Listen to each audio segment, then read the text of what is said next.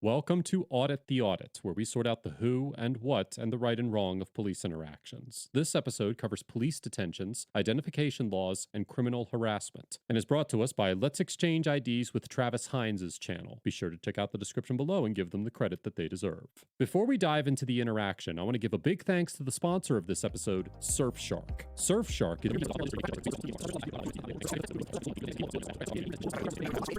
Thanks again to Surfshark for sponsoring this episode. I know this is like hashtag ads soy, but that's actually a fuck ton. 83% off and 4 months free? Jesus Christ. I remember I was plugging Xbox, dude. Xbox, when they had the $1 for 3 months shit, if they do that again, you should all buy it. That shit is phenomenal. It is so good. I'm playing all the games I want to play. It's really fucking good. Really, really fucking good. To be able to do that. Play Back for Blood. Play all these other games, don't even have to fucking buy it. It's so nice. 2021. Traveler, YouTuber, and urban camper Travis Hines entered City Hall in Bethany, Missouri to inquire about the parking situation in the area. Can I help you? Well, yeah, I'm having difficulty with the parking. What do you mean with the parking? Where's the sections for the 2 hours? Because oh, is this guy's from the same place that the King of the Hill people, Bobby, or whatever. He has the same accent. I didn't actually know that was a real accent. I'm a little confused. I was gonna choose some spots around the library. Texan? Is that a no? I don't think that's a Texan accent, is it? The library, but there's these 2 hour parking spots. And does anybody ever have problems with parking around here? No. Oh, it's just not as thick. Well, I feel very unique in that manner because I'm really confused. Can you direct me to the person I need to talk to about the parking situation? Well, if you have a problem with the parking situation... Yeah, because I don't know, because I'm parked right in front of City Hall. I can tell you... Is that a problem with the 2 hour parking in front of City Hall? I don't know where you keep coming up with this 2 hour parking. I saw 2 signs. Dude, you need me to show you a picture of that? No. Are you pranking me right now, or are you really serious? Wait, what is wrong with this person's questions? These feel like totally normal questions, right? Wait, I get the impression you don't realize how bad the streets are and the parking is. Then you're not. She's being really filmed. Oh, yeah. Sorry, I should probably enter that. Maybe that's why she's being really weird. You're not really. Where are you from? Mr. Hines voiced his concerns about 2 hour parking signs near the library, and after several minutes of discussion, a City Hall employee called the Harrison County Sheriff's Office to assist with the situation. I mean, the parking's a lot better up north in those cities that I've been to. I guess I got called, or you guys are just here for me? Yeah, we're here for you. Okay, all right. I'm not You want to direct? if he's pranking me, if he's pulling my leg, or if there's something wrong. He's very concerned about the parking, and we're gonna get a photo. We've got a GoPro on our chest, so we're obviously recording. Why don't you have a Okay, so she is being weird about the GoPro, so whoever said that in chat was right. seat right here? Have a seat. Yeah. We're gonna go talk to them in the back and find out what's going on. All right. Well, all right, yeah, because you didn't hear the conversation, No, so. no, but we'll talk to you too, so.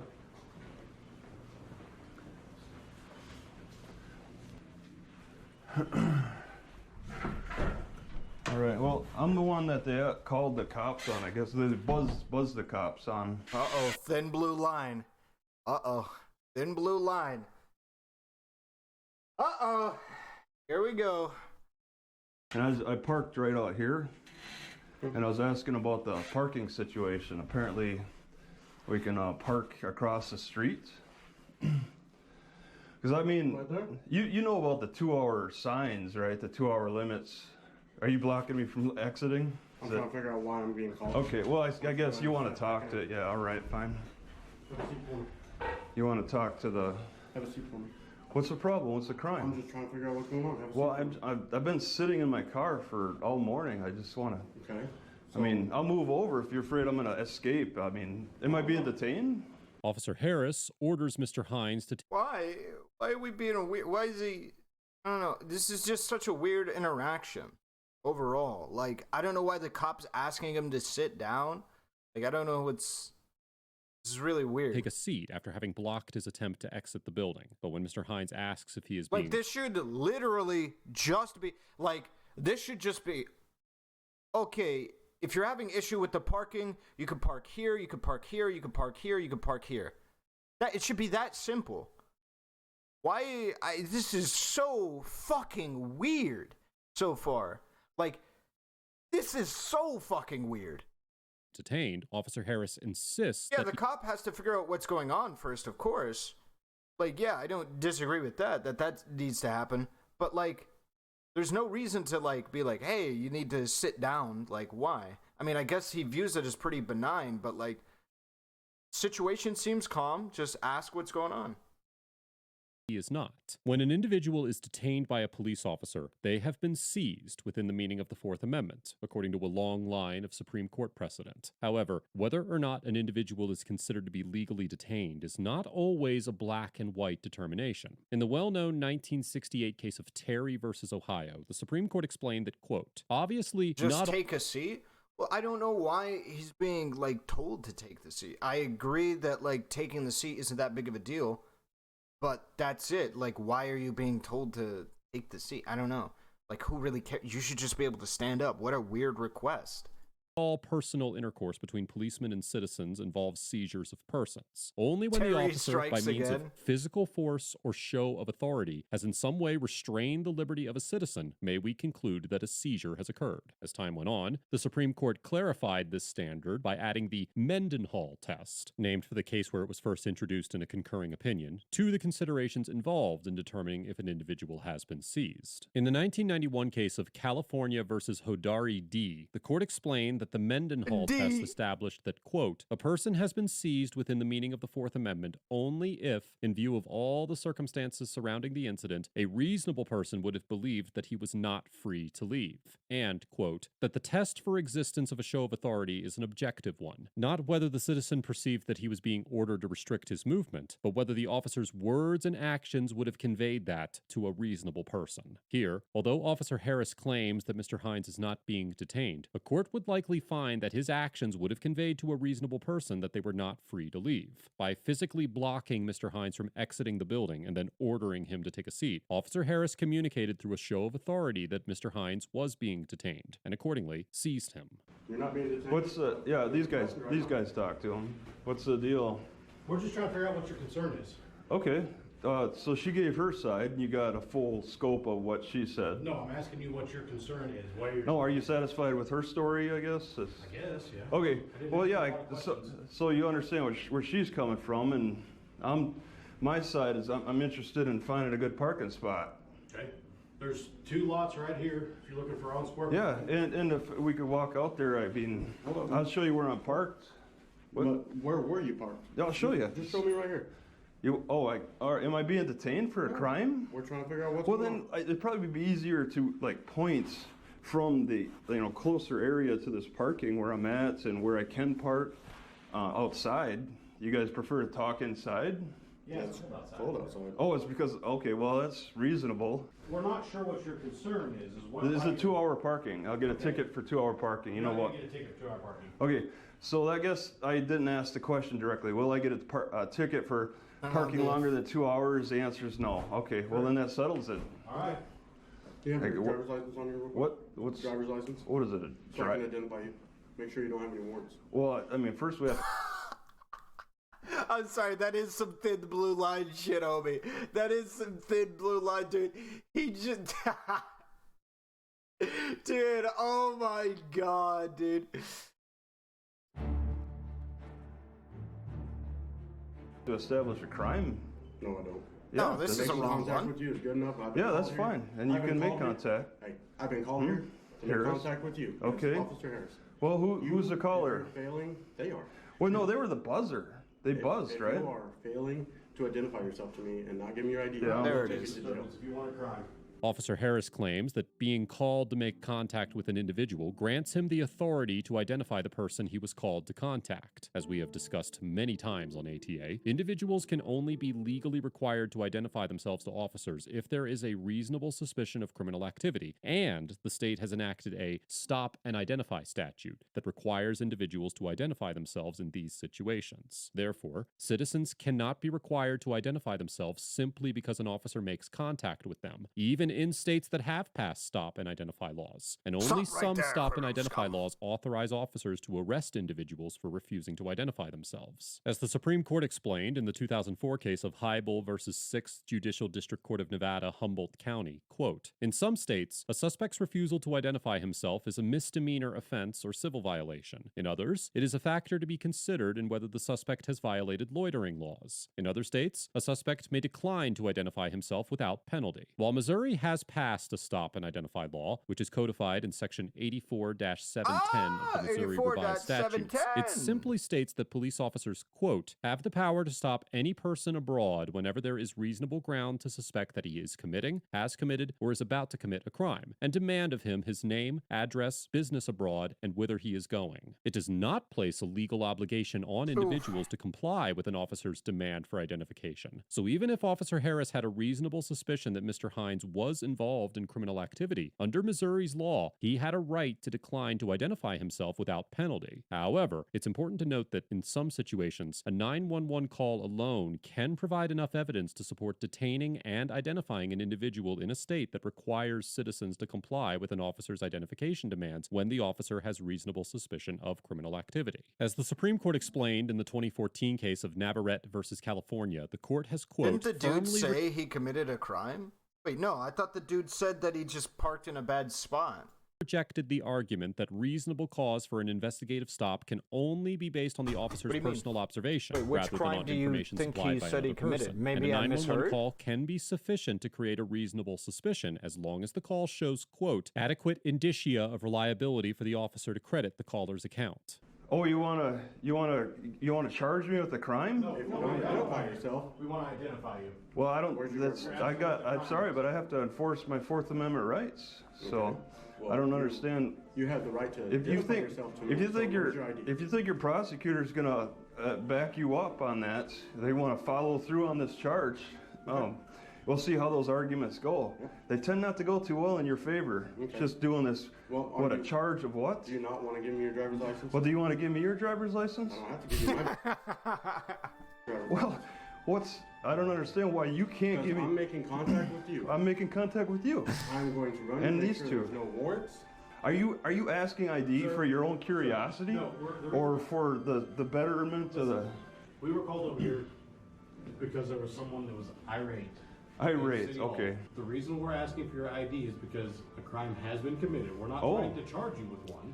Well, if you think you want to follow through on charging me with a crime, I mean, see with your prosecutor, your city prosecutor. so would he's wanna, saying that you know, there go was a- through- So here's the question. So wait, they're saying there was a crime committed in the area and they suspect that he might have been the one who did it? Then he'd have to provide his ID, right? Because he would be suspected of committing a crime, no? Which crime? I don't know. If that is the case, I'm going to give them the benefit of the doubt here, then he would have to provide it, no? Why don't you identify yourself? We'll all move on. Well, why don't we establish the crime? Mm-hmm. And we got a Fourth Amendment here. We got to get through here. All right. And I mean, Okay, what's the crime? There's steps to take with that. If you want to fully charge me with the crime, then I guess you'll have to arrest me, and follow through on that. I think Sheriff Place to claims to that Mr. ID is Hines a has crime. committed a crime because they received reports that he was acting quote-unquote irate. However, he does not specify which crime Mr. Hines has committed. And there are some circumstances where being quote-unquote irate could rise to the level of a crime. Nonetheless, in this situation, it does not appear that Mr. If you're in this situation, you give them, I give them my ID right away. I'm just trying to get the fuck out of there, dude. If I was going to ask for directions, the last place I would go would be a police department. I'd ask a homeless person who's like fucking coked up sooner. Like, yeah, for sure.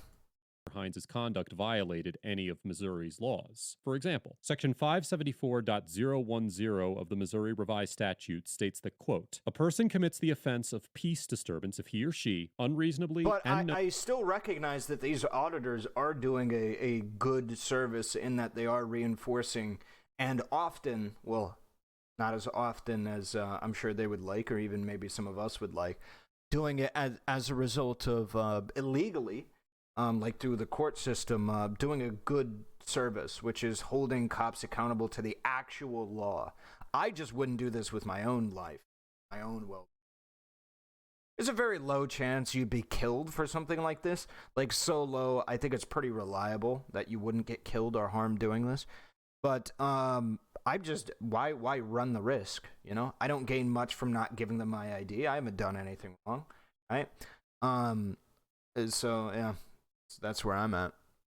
Knowingly disturbs or alarms another person or persons by loud noise, offensive language addressed in a face-to-face manner to a specific individual, threatening to commit a felonious act against any person, fighting, or creating a nauseous and offensive odor. While it is possible that the City Hall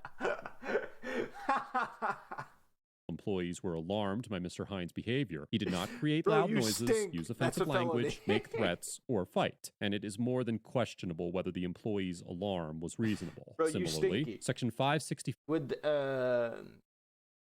suck their dick on the spot if he thought they'd release him to just sue them later. Doesn't mean it's objectively dumb for you to refuse.